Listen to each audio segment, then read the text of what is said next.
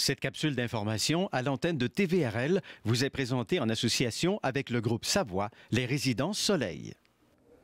Aujourd'hui, je vais vous parler de la sécurité dans les résidences. Parce que vous savez, la sécurité pour les gens du bel âge, c'est très important. Puis nous, on dit souvent aux gens, informez-vous bien s'il y a quelqu'un 24 heures sur 24 à la réception.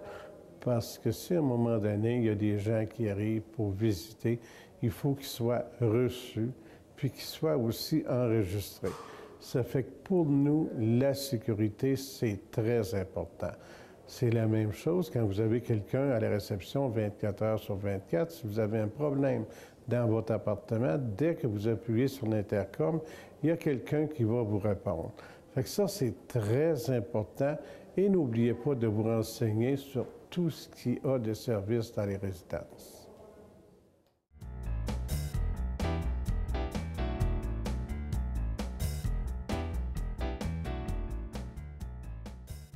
Bonjour et bienvenue à cette nouvelle édition du magazine télévisé Vos Finances. En compagnie aujourd'hui, une petite surprise d'un seul invité au lieu de deux, parce que le deuxième a été appelé en urgence à la dernière minute pour aller rencontrer un client. Et ça, évidemment, c'est toujours la priorité de tous les gens qui gagnent leur vie en donnant des conseils financiers. Alors, nous avons le plaisir quand même d'avoir avec nous M. Gilles Etier, qui est conseiller financier, économiste de formation et spécialiste en assurance de personnes, mais en particulier dans le domaine des assurances salaires ou des choses comme ça. Le remplacement de revenus, ils appellent ça maintenant, je me souviens plus, il y a tellement de noms qui donnent, mais surtout de l'assurance salaire. Voilà. Et alors, frais généraux des entreprises. Monsieur Etier, donc... Et les fonds d'investissement, bien sûr. Un seul invité, mais un qui en vaut deux, vous allez le voir tout à l'heure, parce qu'on va parler d'économie. Et avant d'entrer en ondes, il me racontait des affaires extrêmement intéressantes concernant l'Europe, notamment, et l'Asie aussi. Des régions qu'il connaît un petit peu pour les regarder de loin, quand il n'y a pas l'occasion d'aller les visiter de plus près. Alors, M. Etier, bienvenue deux fois plutôt qu'une. Oui. Et on va commencer, comme d'habitude, avec la revue de presse. Est-ce qu'il y a des éléments récents qui ont attiré votre attention en particulier? Vous me parliez de l'Europe, par exemple, et vous me disiez, bon, il y a des élections là-bas en France. Vous me disiez qu'en Europe, c'est pas jojo tout à fait là-bas, là. Bien, c'est évident qu'on voit que l'Europe, on dirait qu'il se penche vers... ça me surprend beaucoup, vers l'extrême droite. On voit que l'Europe est en élection. Hein? Oui. L'Espagne, la France, l'Allemagne aussi.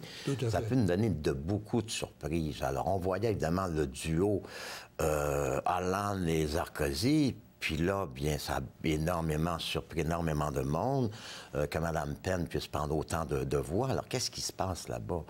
On va le voir au mois de mai. On va le voir au mois de mai si la tendance va se maintenir. Il y a peut-être des gens qui sont insatisfaits de la situation actuelle et qui sont prêts à prendre n'importe quel risque pour apporter des changements, mais des changements profonds et non pas simplement des changements cosmétiques. Avec les sondages qu'on a faits avec les Français, puis des gens là, qui sont très impliqués et connaissants, il semble avoir un très grand mécontentement avec Sarkozy. Certains disent que c'est seulement du théâtre qu'il fait, il dit des choses, il ne les fait pas, etc., etc. Ils sont très mécontents. C'est surtout une espèce de laxisme qu'on l'accuse, à savoir qu'il parle beaucoup, mais dépendamment de la journée, voilà. Il agit beaucoup moins, puis ça dépend avec qui il parle, parce que ces différents interlocuteurs réussissent à obtenir de lui des promesses et des engagements différents les uns des autres. On l'accuse. Certains disent, bien, il a voulu faire, évidemment, comme Kennedy, le gars sportif, tout ça, avoir une autre image au niveau du président français que ce que nous avions connu avant, etc. Avec des très vieux comme Mitterrand, par exemple. Ben c'est ça. Alors maintenant, ben là, autrement dit, les Français, j'ai compris qu'ils n'avaient pas plus confiance qu'il fallait, je veux dire, au discours de Sarkozy. Bon, ben on va les laisser prendre leurs décisions. C'est eux qui vont décider pour ça. Nous, on peut avoir des opinions, mais on n'a rien à dire là-dedans. Absolument. On regarde simplement ce qui se passe et de loin encore. Mais si on regarde tous les programmes politiques qu'il y avait au niveau des Français, on retient une chose, c'est pas mal du pareil au même. Il n'y a pas des grandes différences entre Hollande et Sarkozy. Est-ce qu'il y a d'autres pays où les programmes sont vraiment différents? Je me rappelle, durant mes études en histoire, dans une vie antérieure, on nous avait, avec un professeur, comparé le programme des républicains et des démocrates aux États-Unis. Et sur une période de 2 siècles à peu près, on avait vu qu'ils avaient carrément changé de programme. Absolument. Chez nous, on sait ce qui s'était passé quand les trois colombes sont arrivés à Ottawa. M. Trudeau, qui est un socialiste reconnu et qui s'en vantait, disait « on devrait, nous, aller prendre la direction du NPD. Mais si on va prendre la direction du NPD, on va rester dans l'opposition pendant 20 ans. Puis c'est pas dans l'opposition qu'on peut changer quelque chose. Alors allons prendre les libéraux dont M. Pearson ne voulait plus, et puis allons chercher des idées chez le NPD. C'est exactement ça qu'il a fait pendant 2 décennies. Alors il y a différentes façons de profiter des éclairages des autres aussi. Vous me parlez tout à l'heure que qu'est-ce qui m'a frappé le plus, moi, qu'est-ce qui m'a frappé le plus, c'est toute cette histoire de réunion, tout ça, d'austérité, on va baisser les salaires, tout ça, mais il y a un problème, on ne fait pas de croissance avec ça. Et je me suis rendu compte que maintenant, l'austérité, ces discours-là, ça ne marche plus. Moi, j'ai l'impression que l'austérité, c'est terminé, il faut qu'ils trouvent d'autres choses. Les gens cherchent plutôt du dynamisme, puis des nouvelles idées, puis des nouveaux projets. C'est peut-être pour ça que Jean Charest insiste tellement sur son plan d'art, parce qu'il s'en va en élection lui aussi, bien entendu. Là. Oui. Et puis là, bien, ça ouvre des grands espoirs, puis ça ouvre des grandes espérances. Alors, il y a beaucoup de gens qu'on voit, par exemple, à des réunions comme au Palais des Congrès il y a 15 jours. Les gens faisaient la queue pour aller s'inscrire là-bas, parce qu'ils disaient, c'est loin le Grand Nord, mais les salaires sont bons aussi. Puis on s'en va pas là pour le restant de nos jours. Là. On s'en va là pour une période de 5 ans, 10 ans. On va revenir, puis on va s'acheter une maison ici, puis on va... Oui, mais on l'a connu avec l'abbé James. Hein? Les gens allaient là, ils se ramassaient des sous, puis après ça, bien, ils revenaient. Ils pouvaient, à ce moment-là, s'acheter une maison, construire leur maison. Ils avaient économisé beaucoup. Alors, c'est peut-être le même phénomène qui se passe aussi. Hein? Et puis, c'est des gros salaires, effectivement, puis des primes d'éloignement, puis toutes sortes de choses qui se versent dans ces pays-là un peu moins hospitaliers, disons, que les centres-villes des... C'est de la façon que ça va se faire. Peut-être que les enjeux sont là. Vous m'avez parlé aussi des municipalités, puis vous regardiez ça, les fusions des municipalités, quasiment comme un échec en général. Est-ce que, au point de vue économique, c'est vraiment si désastreux que ça? Oui. À ce point? Oui, c'est une très grave erreur. D'ailleurs, tous les spécialistes le reconnaissent. Mais comme j'ai toujours dit, ce qu'on n'administre pas un pays, une municipalité, on administre une business. On ne peut pas faire comme Robert Milton, de scraper 3 ou 4 000 employés comme ça. On s'en fout parce que lui, c'est pas des voteurs. C'est ça. On est pris avec, et puis là, on a le problème des commissions scolaires qui, pour certains, n'ont pas vraiment leur place. En Ontario, ils n'ont pas de commission scolaire. On pourrait peut-être dégraisser la fonction publique, là, aussi bien au fédéral qu'au provincial qu'au municipal. Ça veut dire, à ce moment-là, perte d'emploi, etc. Donc, pour un gouvernement, c'est pas trop tellement populaire. Mais au niveau des fusions, on s'est rendu compte que l'efficacité n'est pas là et que c'est dur à gérer, toute cette histoire de fusion-là. D'ailleurs, on les avait avertis, parce qu'en Ontario, ils l'ont fait à Toronto, puis ça n'avait pas fonctionné. Ça n'avait pas fonctionné. Ils ont des gros problèmes. Les mêmes causes produisent les mêmes effets, bien entendu. C'est ça. Alors, les syndicats se sont précipités sur les conventions collectives, puis ils ont regardé les clauses les plus intéressantes dans les différentes municipalités, puis ont fait une nouvelle convention collective avec ça. Résultat, elle coûtait à peu près 40-45 % plus cher que les conventions collectives antérieures les plus généreuses. On parle de 40 % que les frais ont augmenté. D'ailleurs, le discours, je pense que c'était M. Bouchard à ce moment-là, qui s'appelait, oui. Premier ministre. Son discours était qu'on va être gros, donc on va sauver beaucoup de frais. Ben non, c'est le contraire. C'est pas vrai, il n'y a pas des économies d'échelle dans ce domaine-là, comme quand vous produisez 10 000 pièces d'un certain bidule, et puis ensuite, vous décidez d'en produire 20 000 pièces parce que vous avez élargi votre marché. Votre bidule est tellement bon que tous les clients en veulent. Donc, on peut réaliser des économies d'échelle, mais pas dans la fonction publique. Tout le monde connaît le principe de Peter. Plus c'est gros, plus c'est gros, plus c'est gros. À un moment donné, les hauts fonctionnaires, on dit qu'ils atteignent leur degré d'incompétence. C'est pas parce qu'ils sont incompétents, c'est parce qu'il y a tellement de... Ça devient ingérable. Des réunions. La bête qu'on leur a confiée, là. Des réunions. Ça devient de la mascarade à un moment donné. Il faut bien, évidemment, remplir son temps dans une semaine. Il y en a beaucoup qui souffrent de réunionnite aiguë, comme on dit là-dedans, là. Aussi, il y a il y a des égotrips là-dedans. Mais aussi, quand c'est gros comme ça, il n'y a pas d'efficacité. Pourquoi? Parce que c'est très dur à gérer. À l'exemple, j'ai quelqu'un que je connais très bien, c'est mon fils qui était dans une petite entreprise avant. Maintenant, il est dans une très grosse entreprise. Il dit avant ça, il dit, moi, je pouvais tourner, je veux tourner à droite, je tourne à droite. Mais là, j'ai l'impression de conduire un très gros autobus. Je peux pas tourner comme je veux parce que j'ai 75 personnes à gérer en arrière de moi. Ouais. Donc, c'est des réunions, puis et on perd du temps, tout ça, mais c'est le prix à payer lorsqu'on a une grosse entreprise. J'ai un frère qui a passé l'essentiel de sa carrière dans la fonction publique fédérale, y compris les stages durant ses études. En économie, il avait fait une maîtrise en économie. Puis il dit, André, je regarde ça actuellement, puis il dit, il y a tant de personnes qui travaillent là pour tel service. Il dit, dans mon temps, il y en avait 20 ou 30 de moins, puis on faisait exactement la même job. Il dit, comment ils font pour les payer aujourd'hui? Bien, je dis, regarde, ils font des déficits. Et puis, sous Brian Mulroney et surtout Chrétien Martin, on avait réussi à combler les déficits ici et même à faire des surplus. Comme on dit maintenant, la question des banques françaises, des grosses banques qui ont financé les obligations d'État, tout ça. Cependant, les banques familiales n'ont pas eu de problème. Au contraire, ils connaissent un succès avec ça parce qu'il y a une clientèle qui vient vers eux. Mais c'est toujours la même histoire. C'est qu'à un moment donné, quand on ne peut plus gérer, on ne peut plus gérer. Et puis, ça cause des problèmes, ça cause des pertes, etc. Et puis, on fait quoi à ce moment-là, M. Etier? Parce qu'une société, il faut quand même la gérer, même si ce n'est pas une entreprise. C'est pas coût-bénéfice. Il y a des jeunes, peut-être comme votre fils, qui contestent dans la rue actuellement. Ils disent l'éducation, c'est un investissement, puis effectivement, c'est un investissement. Les soins hospitaliers, c'est un investissement aussi. Puis effectivement, c'est parce que c'est un service que la société doit rendre à l'ensemble de ses citoyens. Comme mes jeunes, j'en ai encore un qui est à l'université, comme eux autres, comme je disais à quelqu'un, ils disent « Ouais, puis ton jeune, je fais trop en pas. » La hausse des frais de scolarité, ils n'ont jamais eu une facture de leur vie. Eux autres, à ce moment-là, ça les concerne moins, mais il y a quand même un mouvement qui se crée, qui est très légitime en ce qui me concerne. On parlait des banques, que ce soit canadiennes ou américaines, etc.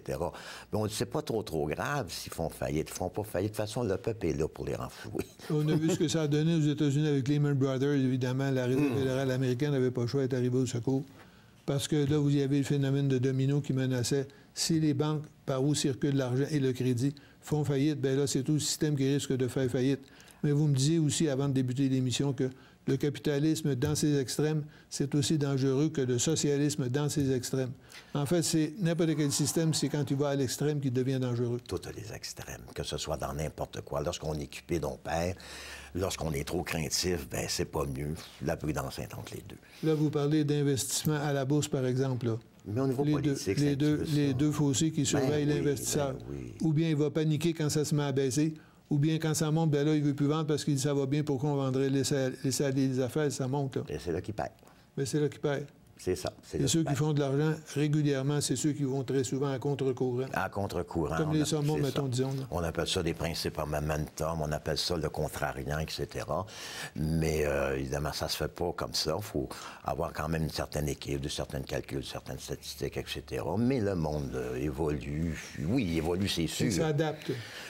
Il s'adapte, mais les cycles sont toujours les mêmes. C'est toujours 5 ans, 7 ans, et puis il y a toujours un roulement qui se fait. Mais c'est évident qu'il ne faut pas toujours, évidemment, si on veut parler investissement, tomber en amour avec un stock parce qu'on va fonctionner à long terme. Il va bien, ça ne veut pas dire qu'il va aller bien comme ça le restant de ses jours. Ben oui, on se rappelle chez nous, ici au Canada, 2 entreprises qui ont déjà dominé leur marché. Un qui s'appelait Eaton, l'autre qui s'appelait Steinberg.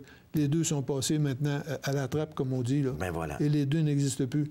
Et pendant ce temps-là, des petites entreprises relativement jeunes, comme Couche-Tard, par exemple, défraient encore les manchettes parce qu'ils viennent de faire cette semaine une percée remarquable en Europe. Alors, vous me disiez tout à l'heure, l'Europe, c'est peut-être pas le meilleur continent où on peut aller par les temps qui courent. Apparemment, Alain Bouchard n'est pas tout à fait d'accord avec vous, lui. Bien, écoutez, non, je n'ai pas dit ça. Au contraire, est-ce que nos gestionnaires commencent à investir en Europe? Pourquoi? Parce qu'ils savent très bien qu'il y a des actions, les prix sont très, très bas.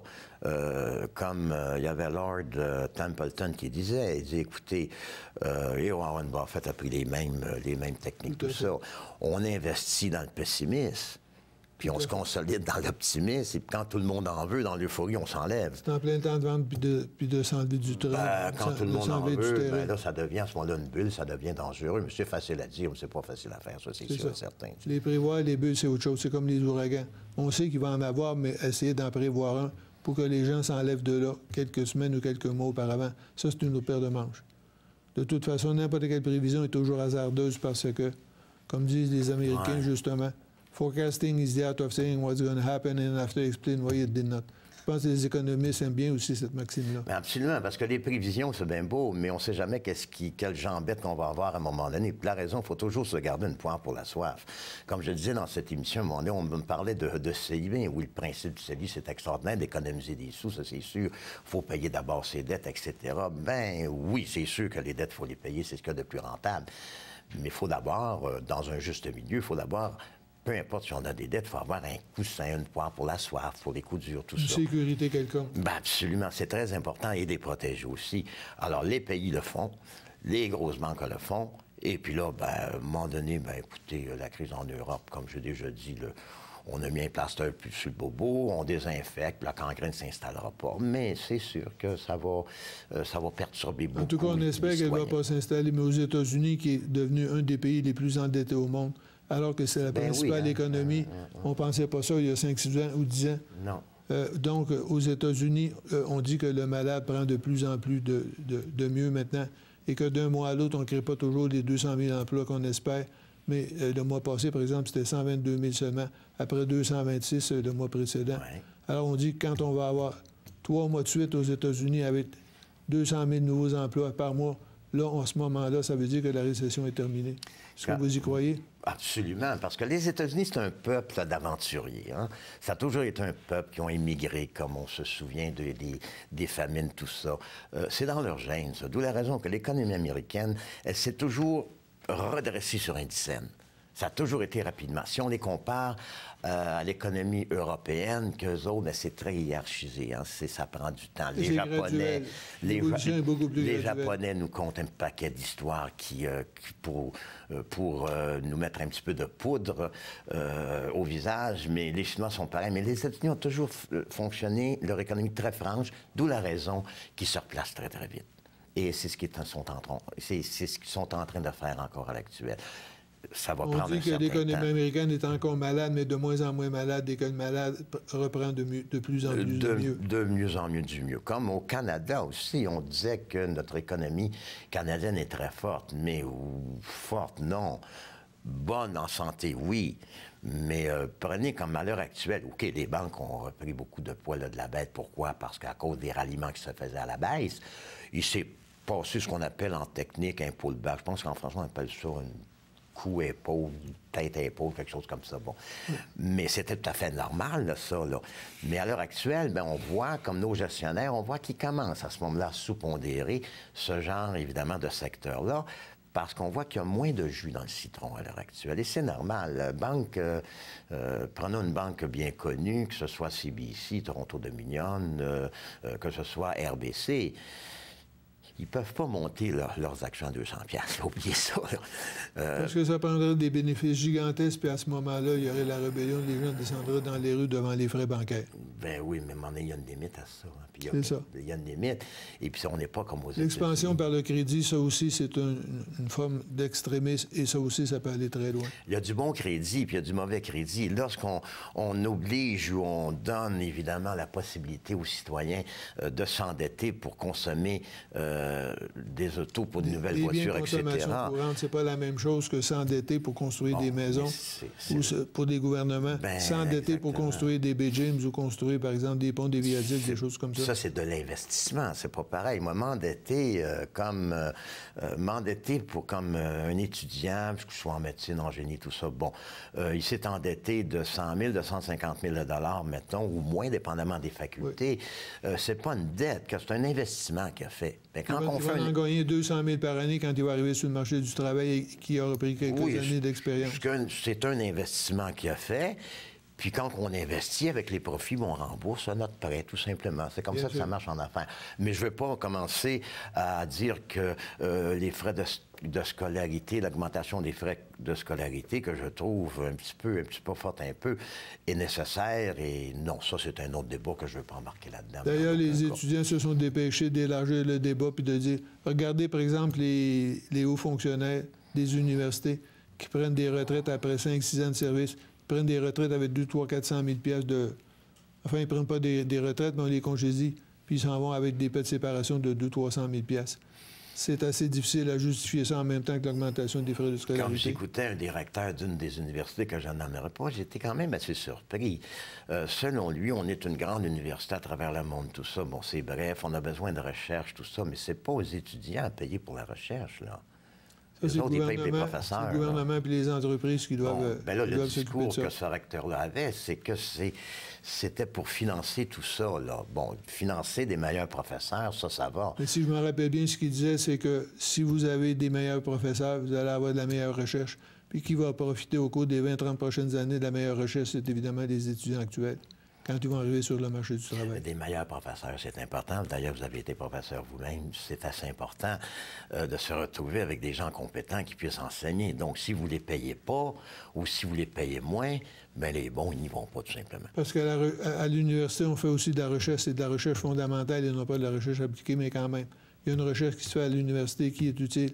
Et il y a beaucoup d'entreprises qui utilisent des chercheurs universitaires pour réduire leur propre coût à eux autres. Mais elle est plus utile. Elle est primordiale. Une recherche dans les universités, vous n'avez pas de recherche dans les universités, écoutez, ça ne peut pas fonctionner. Bon, alors, M. Etier, merci beaucoup pour ce premier bloc.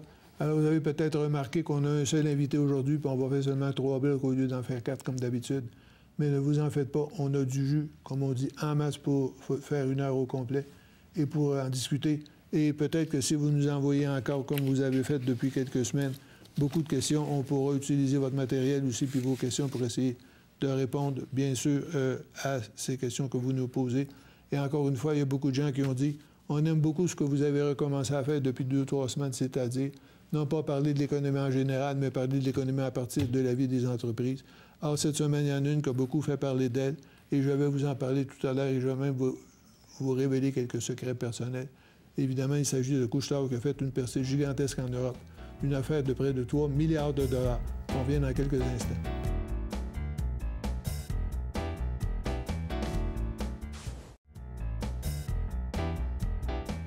Alors, nous voilà donc prêts à entreprendre le deuxième bloc de cette émission qui va en comporter 3 seulement aujourd'hui. Et si vous venez de vous joindre à nous, vous allez remarquer assez rapidement aussi que j'ai un seul invité au lieu des 2 habituels, parce que l'autre invité à la dernière minute a été appelé pour aller servir un client. Il y avait un problème à quelque part, et ça, bien, c'est évidemment sacré. Quand un client vous appelle, la première chose que vous faites, vous lâchez tout et vous allez servir votre client. Alors, celui que nous avons quand même réussi à retenir et qui en remplace facilement 2 à lui seul, tellement il peut être intéressant à l'occasion, c'est M. Gilles Etier, qui est conseiller financier et conseiller en épargne de toutes sortes, en fonds communs notamment, me disiez-vous tout à l'heure, mais aussi en rémunération. Ouais. Quand des conseillers financiers vous disent que vous devez toujours avoir devant vous 3 à 6 mois de provision, bien lui, c'est ça qu'il fait. Il essaie de vous trouver 3 à 6 mois de provision, de sorte que quand il vous arrive un pépin, évidemment, dans votre économie, une maladie ou une fermeture d'usine ou quelque chose de même, bien, vous pouvez toujours tenir le coup durant un certain temps. Alors donc, assurance salaire pour les gens qui ont des... Travailleurs autonomes. Travailleurs autonomes en particulier. C'est primordial. Écoutez, quand travailleurs autonomes, il n'y a pas de syndicat là-dedans. Là. Non, mais c'est ça. Là, travailleurs autonomes, c'est des petites entreprises. Quand vous n'êtes pas là, il n'y a plus de salaire.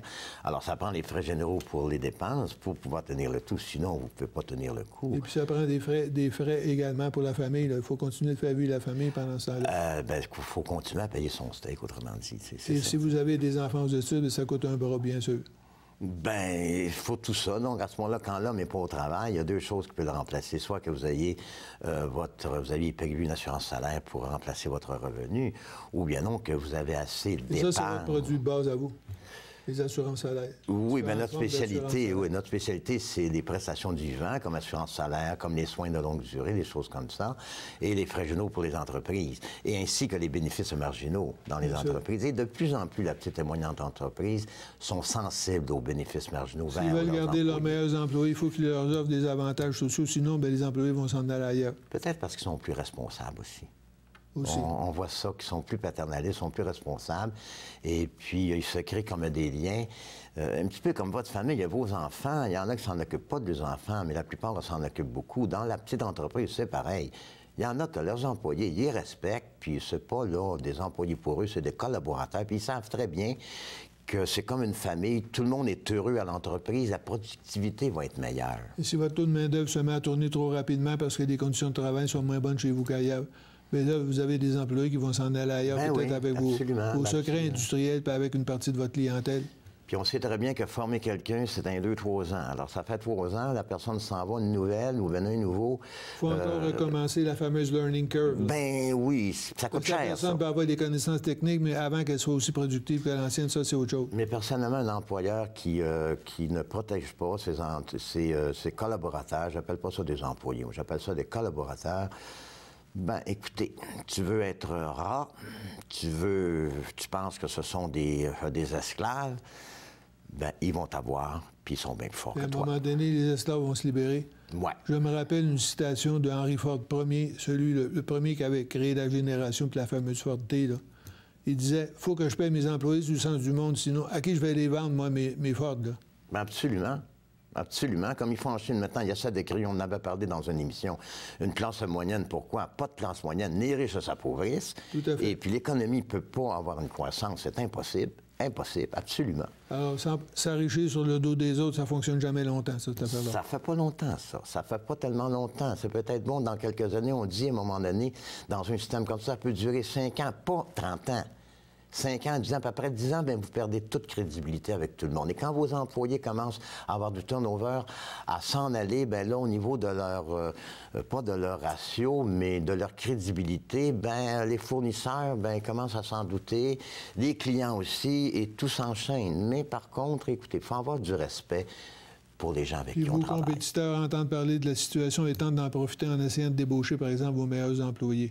Ben, c'est ce qui arrive, c'est bien évident. Ils n'ont même pas besoin de les appeler, c'est les employés qui les appellent. Et c'est même vrai dans le secteur public et parapublic. On parlait tout à l'heure rapidement de Lucien Bouchard quand il était premier ministre du Québec. Bien, c'est lui qui avait décidé de sabrer, par exemple, dans les coûts de la santé. Il s'imaginait ou quelqu'un lui avait fait croire qu'une infirmière de 40 ans, ça peut se remplacer par une infirmière de 20-22 ans.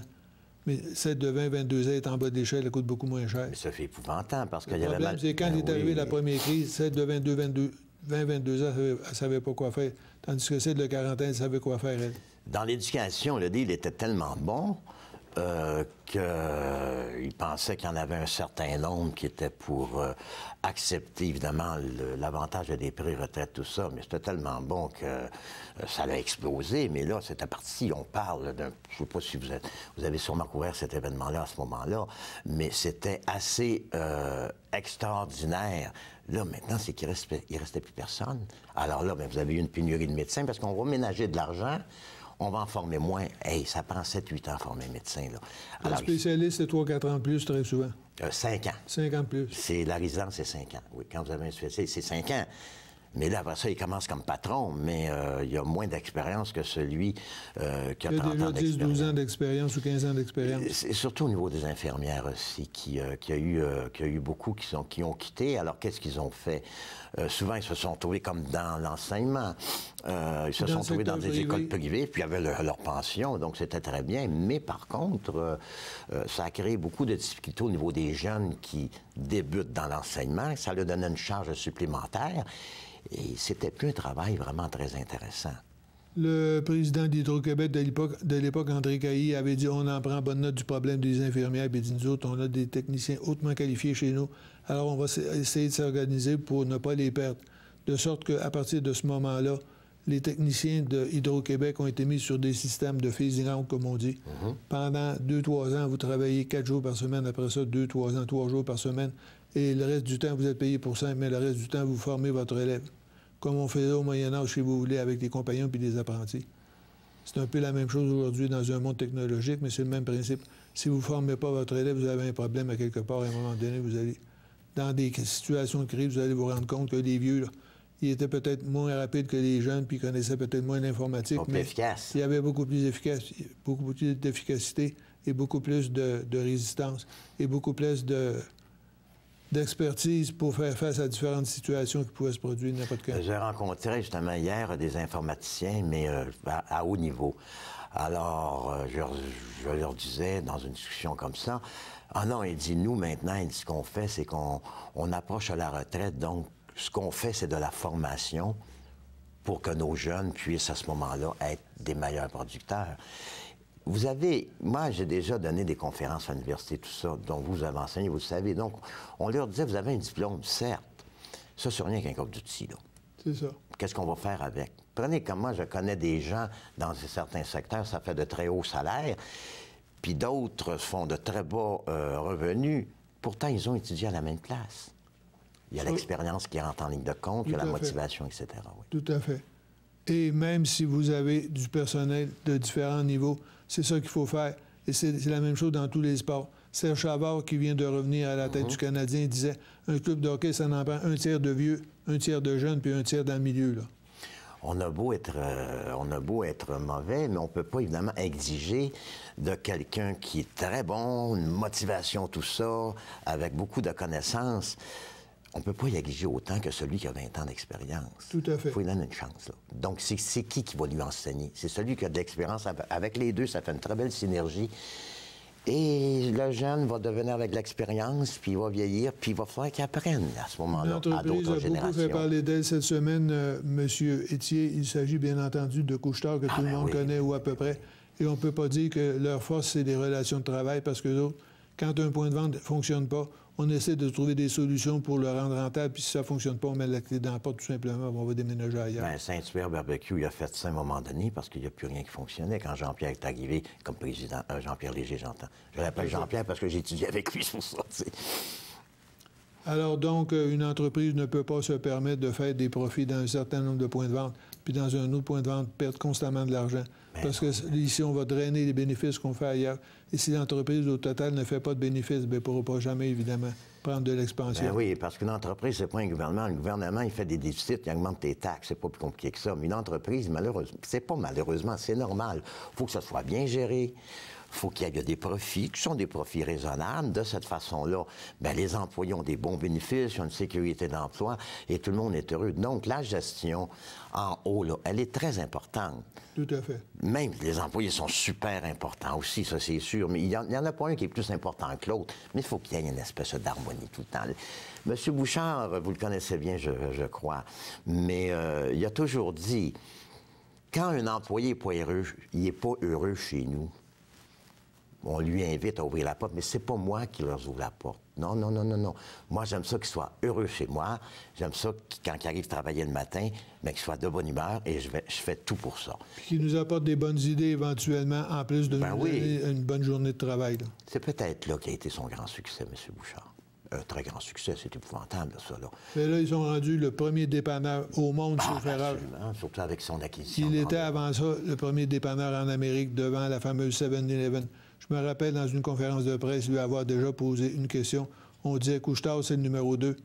Et c'est 7-Eleven aux États-Unis qui est le numéro 1. Ouais. C'est qui le meilleur au Canada? Bien, il disait, c'est nous autres. C'est qui le meilleur en Amérique du Nord? Bien, il disait, c'est nous autres aussi. On a dépassé 7-Eleven. Parce qu'ils ont des Français en Asie, ces gens-là. Là. Ouais. Il y a des gens qui oublient ça, mais depuis qu'ils ont fait une acquisition avec une grosse pétrolière, ils s'étaient ramassés avec des franchises en Asie, puis là, ils ont commencé à regarder ça. Puis on va essayer de voir avec eux autres qu'est-ce qu'on peut faire. Si leur modèle d'affaires est meilleur que le nôtre, on va importer des éléments. Parce que ça se peut qu'eux autres, en travaillant différemment avec une nouvelle mentalité puis une nouvelle culture, ils fassent des choses qui seraient rentables et utilisables chez nous aussi pour améliorer notre rentabilité. Je ne sais pas qui a copié sur l'autre. Bien non, ils se sont organisés ensemble. Ils ont fait des discussions. Ça fait longtemps que je vais au Maine, aux États-Unis. J'ai connu, évidemment, côté le 7-Eleven, maintenant Couche-Tard. Puis, depuis que Couche-Tard, je ne sais pas, parce qu'ils sont aux États-Unis, ils ont... Mais mon Dieu, ça a donc bien changé, ce dépanneur-là, 7-Eleven. Je pensais de mettre tout... S'il n'y avait pas eu l'annonce de 7-Eleven, j'aurais cru que j'entrais dans un Couche-Tard ici au Canada. À un moment donné, les meilleurs se copient entre eux autres. Évidemment, si une recette est bonne ici, elle est peut-être bonne là également. Absolument. Et les grands vont essayer de se copier la même recette ici et là. Mais ça, c'est dans tous les secteurs et dans tous les domaines. Alors, M. Étier, ça ne vous a pas surpris de voir cette percée quand même colossale de Couche-Tard en Europe, en Norvège plus particulièrement, cette semaine?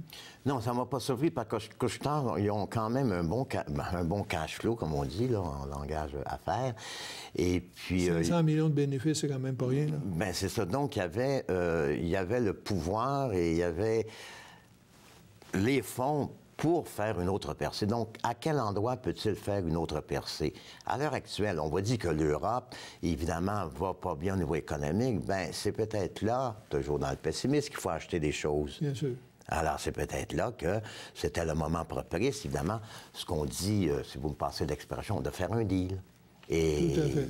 On va voir si va s'adapter au marché français, au marché européen. On va le voir dans quelques années s'il n'a pas fait une erreur ou pas. À mon avis, il n'a pas fait d'erreur parce que c'est pas autant risqué que Jean Coutu quand il avait acheté White-Air, qui s'était, mais complètement, il avait acheté une business qu'il ne connaissait pas en réalité. Et surtout, il avait acheté une entreprise dans des circonstances extrêmement difficiles parce que la discussion avait duré très longtemps et le maraudage avait marché très fortement et les meilleurs pharmaciens et gérants de succursales étaient partis chez la compétition. Puis Rite-Aid est en faillite, est en position de faillite en plus. Mais là, ils sont en train de Ils l'ont payé dresser, très cher. C'est pas Jean Coutu qui l'a redressé. Ils ont vendu ses actions dernièrement. Ou la plupart, ce que j'ai entendu parler. À ma connaissance, ils possèdent encore 30 à peu près de Rite-Aid.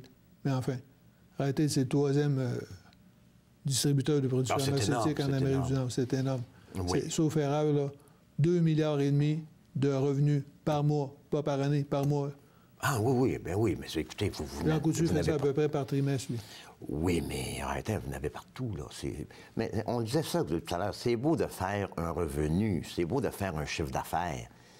Comme on dit, vous me parliez que Couche-Tard, au niveau de l'essence, mettons, il y a 80 de son chiffre d'affaires, mais son profit, c'est pas pareil, là. Parce que lorsque l'essence monte à la pompe, ça fait pas plus de profit pour celui qui Ça fait juste un peu moins d'argent dans la poche de l'automobiliste. Tout faut qu'il rentre simplement. en dedans puis qu'il achète des bonbons ou autres produits pour les petits qui sont avec lui et qui veulent avoir des barbes papa ou des choses Ça comme fonctionne. Mettons, si on vous donne 2 cents de profit sur le litre, le gaz a beau monter à 25 $, ça va toujours être 2 cents. Et ça, c'est pas vous qui contrôlez le prix, là. C'est des pétrolières qui contrôlent ça. C'est les pétrolières. Il y a un gros lobbying là-dedans. En fait, M. Bouchard m'a dit à plusieurs occasions, les pétrolières, elles ont beaucoup d'argent et puis elles ont les moyens de se payer des beaux emplacements. Or, dans le commerce de détail, comme on dit en anglais, l'endroit où vous êtes installé, c'est déterminant. Les toilettes du succès dans le commerce de détail, c'est site, comme disent les Américains. Oui, absolument, oui, absolument. Alors, si vous avez une bonne entreprise, mais qu'elle est située en plein milieu du champ, les clients n'iront pas nécessairement chez vous. Alors, les pétrolières se prennent des beaux coins de rue. Et M. Bouchard, il dit, elles savent comment faire de l'argent à l'extérieur, mais elles ne savent pas comment faire de l'argent à l'intérieur. Ah. Nous, on sait comment faire de l'argent à l'intérieur. Alors, on est complémentaires avec elles. C'est pour ça qu'on peut afficher à peu près n'importe quel bannière. Et elles veulent toutes faire affaire avec nous. Et là, bien, c'est rendu la même chose aux États-Unis, évidemment. Alors, Statoil a décidé de se joindre à quelqu'un qui sait très bien opérer et faire des bénéfices à l'intérieur de l'établissement et non pas juste à l'extérieur. Parce que les autres, ils ont le même problème là-bas. C'est pas eux qui contrôlent le prix du pétrole, évidemment. Non. Le prix du pétrole, on voit des fois, c'est surprenant que le prix à la pompe augmente et le prix du Brent, comme on l'appelle, le baril baisse. Qu'est-ce qui se passe? On a vu... Parce qu'il y a un délai là, avant qu'un se reflète sur l'autre. Un délai qui peut être de quelques semaines à quelques mois. Mais on a remarqué dans les dernières années qu'il y avait des vieilles raffineries, puis on a fermé les raffineries de Montréal, tout ça. Certains analystes disaient que, écoutez, c'est peut-être que les pétrolières contrôlent tellement de choses qu'ils créent eux-mêmes une rareté. Et la rareté, ça se paye, hein? Comme on l'a vu avec Ultramar. Vous fermez trop de raffineries, bien là, vous allez manquer de produits finis, de produits raffinés. Donc, là, ça va augmenter les prix, bien entendu. C'est toujours la même histoire. Le fameux chiffre dont je vous parlais tout à l'heure et que M. Etier a repris rapidement, c'est en réalité 60-20. Comme ça fait 25 ans à peu près que je connais M. Bouchard, quand je le rencontre dans des conférences de presse ou des assemblées annuelles ou ailleurs, je lui dis toujours, M. Bouchard, bonjour, est-ce qu'on est toujours dans le 60-20? Il me regarde, il me reconnaît des fois. Et puis il dit, monsieur, 60-20, vous avez raison. 60-20, c'est quoi? Le pétrole, ça représente 60 du revenu de Couche-Tard. On parle d'ici en Amérique du Nord. Je ne sais pas ce que ça va donner en Europe, là. Mais c'est 60 du chiffre d'affaires, mais seulement que 20 du bénéfice. Alors, quand on regarde les analystes financiers, habituellement, ils ne connaissent pas ce chiffre-là. Et pourtant, il est déterminant quant à moi. Que le prix du baril de pétrole, les gens, ils disent, le prix du baril de pétrole monte, donc l'action de Couche-Tard va monter. C'est pas comme ça que ça marche. Non, c'est pas comme ça que ça marche. Mais pas du tout, parce que son profit n'est pas plus. 80 du bénéfice, lui, vient de l'intérieur, puis apparemment, les raffineurs européens ont compris ce que des raffineurs nord-américains ont compris avant eux. C'est-à-dire qu'il faut trouver un bon opérateur aussi pour faire des bénéfices à l'intérieur et non pas simplement pomper à l'extérieur. Monsieur M, c'est tellement vrai. Qu'est-ce que vous dites là, évidemment, qu'aux États-Unis, le prix du pétrole a augmenté. Bien, ils ont eu... ils commencent à s'inquiéter, la consommation a baissé beaucoup. Alors, les gros camions, si vous me permettez d'appeler ça comme ça, des égernivores, bien là, ils laissaient dans le garage. Tout simplement. Parce qu'ils coûtaient trop cher. Aux États-Unis, ils ne sont pas habitués à ça, payer le litre aussi cher que ça. Donc, c'est créé comme une retenue. Et en Europe, c'est pareil. Lorsque le prix du pétrole a augmenté énormément, bien là, écoutez, et le gaz est très cher en Europe, l'essence est très, très cher. Donc, il se crée des petites voitures. Puis là, vous avez des voitures électriques, comme je viens de l'inventer, puis etc., parce que c'est très important maintenant, l'économie d'essence. Donc, Couche-Tard, ben, dans une crise de même, il vend moins d'essence, il fait moins d'argent. C'est-à-dire que le pétrolier fait moins d'argent à la pompe et Couche-Tard fait moins d'argent à la pompe aussi parce qu'il est payé 80 cents du litre, comme vous disiez tout à l'heure. Mais il continue de faire des bénéfices à l'intérieur. Et incidemment, une autre chose que vous devriez savoir, si vous n'aviez pas d'action et si vous n'en avez pas encore d'action de Couche-Tard, mais que vous avez des actions de Métro, la grande chaîne de grande surface, Métro possède 11 % de Couche-Tard. Alors, c'est ça qui explique que la semaine dernière, c'est sûr que l'action de Couche-Tard a bondi de 5,30 $, mais l'action de Métro a bondi aussi de 1,40 $, parce que c'est leur participation dans Couche-Tard qui a entraîné le mouvement. Alors, on va faire une deuxième pause et on va revenir ensuite pour poursuivre cette discussion sur l'économie en général et sur des entreprises en particulier, dans quelques instants.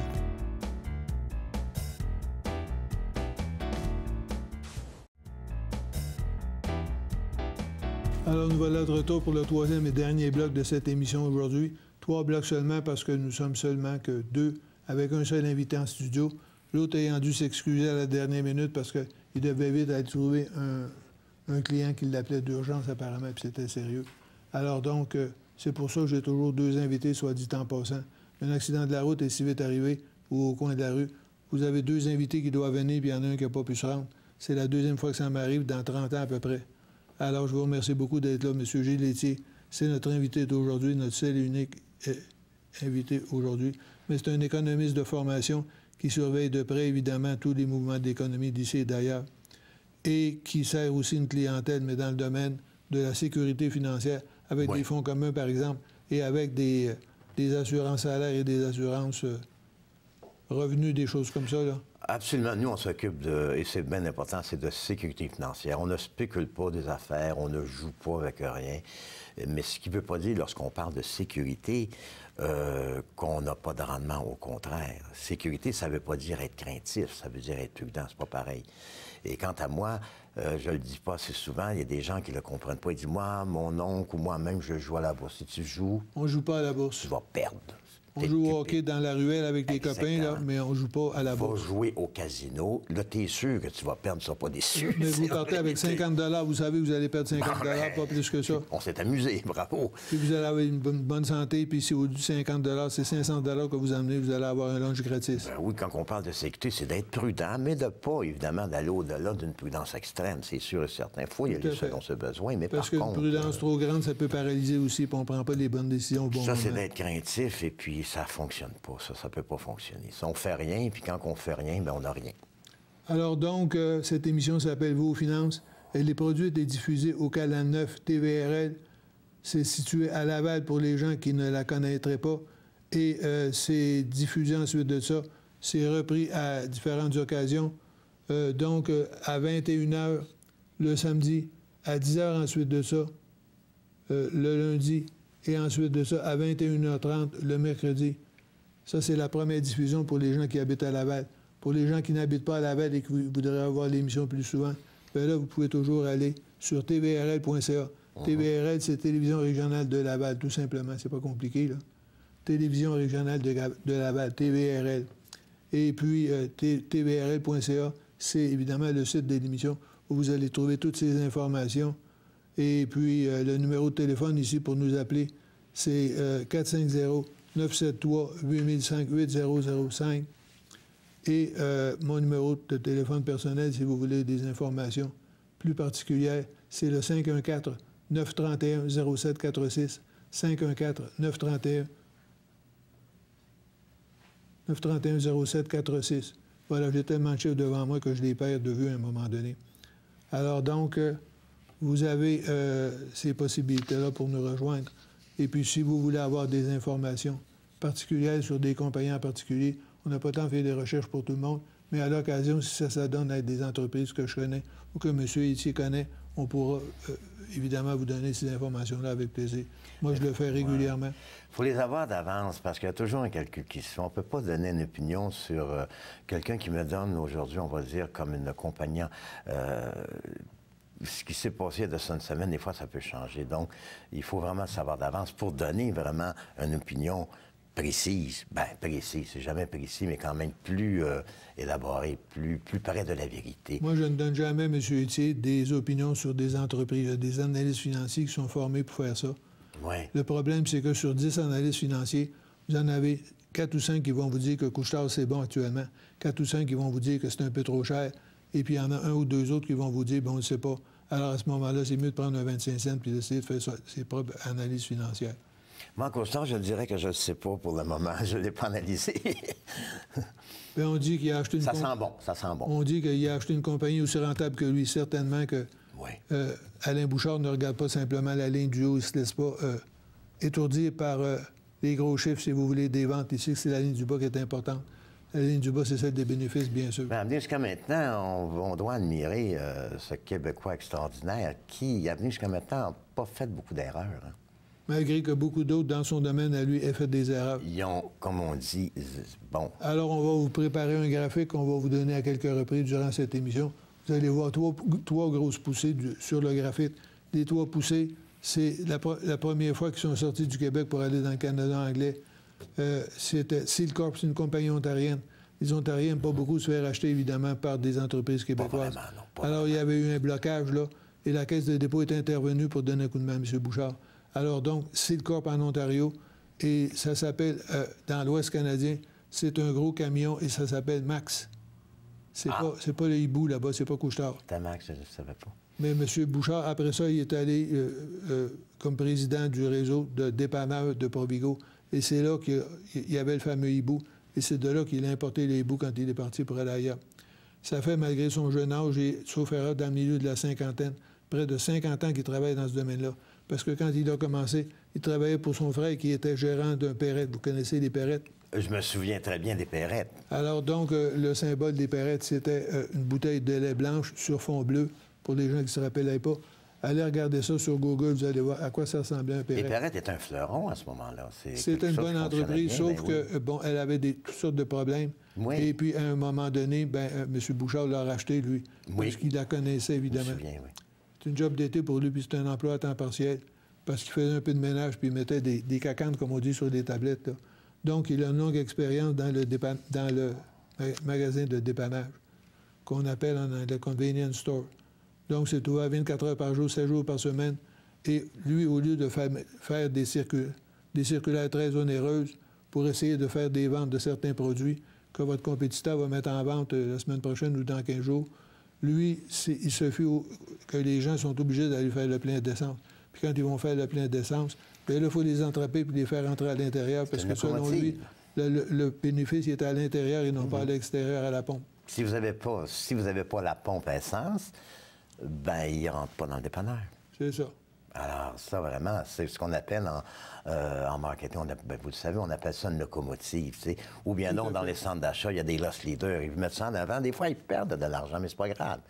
Ils s'en foutent, c'est pour vous faire venir là. Ben voilà, mais... Et la petite paire qu'ils font, ils vont partager ça avec le fabricant, le manufacturier. On dirait... Que ce soit Coca-Cola ou n'importe quel autre produit. Avec ses ventes, il a fait un succès épouvantable avec ça, avec ses loss leaders.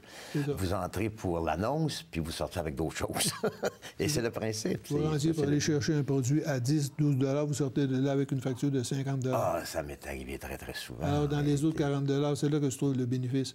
Alors, M. Bouchard, lui, il a toujours prétendu, pensé, et il a prouvé que les bénéfices, c'est pas à l'extérieur, à la pompe à essence. Les bénéfices, c'est à l'intérieur, sur des autres produits, où vous avez des marges bénéficiaires beaucoup plus grosses et où vous pouvez contrôler vos marges bénéficiaires. Tandis qu'à la pompe, vous ne contrôlez pas votre prix. Comme vous disiez tout à l'heure, si on leur donne 2 cents du litre pompé... C'est 2 cents. Bien, c'est 2 cents du litre pompé. Que le litre soit 1,49 $ ou 1,38 $ ou 1,22 $. Comme j'avais... Ça ne change rien, ça, pour vous avez des franchises, à un moment donné, puis le type me parlait, le gaz avait augmenté beaucoup, puis les automobilistes, certains, il lançait un tas de bêtises. Tu dois faire de l'argent, toi, avec le cancer dans une veine. On gréait contre